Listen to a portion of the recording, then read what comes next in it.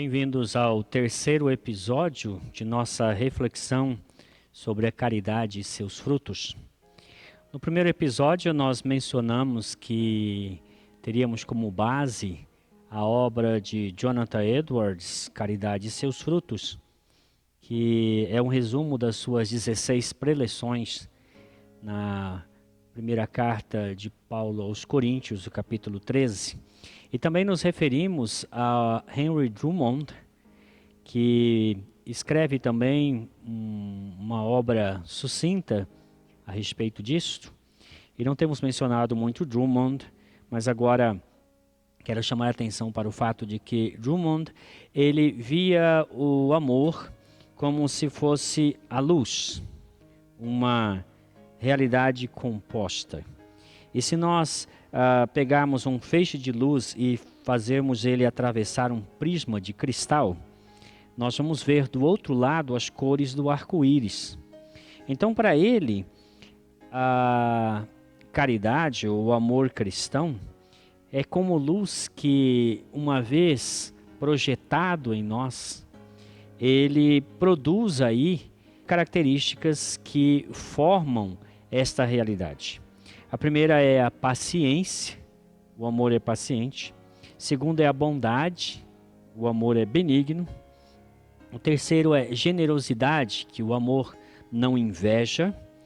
O quarto é humildade, o amor não se ufana. A quinta é afabilidade, o amor não é inconveniente. O sexto é altruísmo, o amor não busca seu próprio interesse. O oitavo é brandura, o amor não se irrita.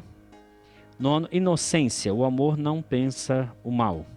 Desculpa eu invertir as ordens aqui, mas seria o oitavo, a inocência, e o nono, sinceridade. O amor não se regozija com a injustiça, porém se regozija com a verdade. Olhada nessa perspectiva, então, nós percebemos que Paulo está falando de uma realidade composta. E essa realidade composta, ela se manifesta através dessas outras que são apresentadas como um detalhamento, como uma manifestação delas. Jonathan Edwards, em sua sexta mensagem, ele fala que o amor realmente cristão é o exato oposto da inveja.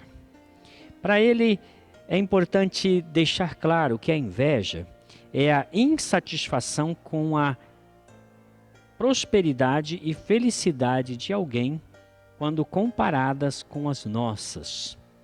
A inveja, então, se manifesta num senso de desconforto e insatisfação ante a prosperidade alheia. E Paulo diz claramente, o amor não arde em ciúmes. Versículo 4, terceira parte. Ao dizer que o amor é o oposto da inveja, Edward ressalta o fato de que a inveja é um vício e dos mais odiosos. Na verdade, é um dos vícios mais difíceis de lidar, porque a inveja se esconde no coração. A inveja não é como alguns vícios que são claramente manifestos e aí se pode perceber e a gente pode lidar com ele com mais facilidade. A inveja, pelo contrário, ela se aloja no coração e se manifesta com uma insatisfação, um incômodo ao perceber que o outro está prosperando. No entanto, quando nós somos regidos pelo amor divino, quando o amor divino se manifesta em nós, ele nos dispõe, ao invés de nos incomodar com a prosperidade alheia, nos alegrarmos com ela. Cumprindo assim o mandamento dizendo que nós devemos nos alegrar com os que se alegram. Desta maneira, o cristão, guiado pelo Espírito e regido pelo princípio do amor divino, ele não permitirá que a inveja domine o seu coração, porque ele terá uma consciência de que a inveja é odiosa aos olhos de Deus. Sendo então um princípio oposto ao amor cristão, a inveja é mortificada pelo Espírito e faz com que nós, ao invés de nutrirmos um desconforto, nós possamos nos contentar com a nossa realidade e nos alegrar com o fato de que os outros estão prosperando. Devemos então, à luz daquilo que é dito nas Escrituras e no Evangelho, pensar a respeito de nós mesmos. Qual tem sido a nossa atitude diante da prosperidade do outro? Ao ver o outro progredindo, avançando, nós nos ressentimos ou nós nos alegramos e entendemos que nisso está a bênção de Deus ali sobre aquela pessoa? E se por acaso nós não chegamos aos patamares que gostaríamos de chegar, nós precisamos sondar o nosso coração se por acaso não há deficiência nossa, ao invés de ficarmos nutrindo um sentimento faccioso, invejoso, que segundo Tiago é a raiz de todos os males. Porque onde há sentimento faccioso, aí há confusão e toda espécie de coisas ruins. Tiago 3,16. Devemos nós nos alegrar e exercitar a empatia, reconhecendo que a vitória do outro deve ser comemorada por nós como se fosse nossa. Como se nós estivéssemos conquistando aquilo que o outro conquista, devemos nós nos alegrar porque isto é característico do amor divino em nós. É importante perceber que, em primeiro lugar, Paulo está preocupado com a nossa reação em relação ao que o outro tem. E quando ele avança na sua argumentação ainda no versículo 4, dizendo que o amor não arde em ciúmes, não se envaidece, também não é orgulhoso. Depois de ter dito que o amor é paciente e bondoso, ele diz duas coisas que o amor não é: invejoso e orgulhoso. E ao dizer isso, ele está dizendo que o amor ele é condescendente, ele é empático e, por outro lado, ele é uma expressão de humildade. É na sétima preleção que Jonathan Edwards afirma que o amor cristão é humilde, ou se manifesta em humildade. Ele começa esse sermão enfatizando que a humildade é uma disposição de mente e coração resultante do senso da elevada sublimidade de Deus e de nossa absoluta insignificância em relação a este fato. Quando nós olhamos para as outras pessoas, nós podemos até considerar que de alguma maneira nós somos alguém, ou temos tido algum progresso, ou temos realizações significativas na vida. No entanto, o amor divino nos leva a tirar os nossos olhos dessa inclinação humana e pecaminosa de ficar se comparando com os outros e nos leva a olhar para Deus. E quando nós olhamos para Deus, somos imediatamente confrontados com sua sublimidade e santidade. Essa é a experiência de Isaías. Quando ele vai ao templo, em Isaías 6, de 1 a 8, ele contempla o ser divino em sua grandiosidade, num alto e sublime trono. E ao mesmo tempo, ele é confrontado também com a santidade de Deus quando os serafins gritam uns aos outros que Deus é santo.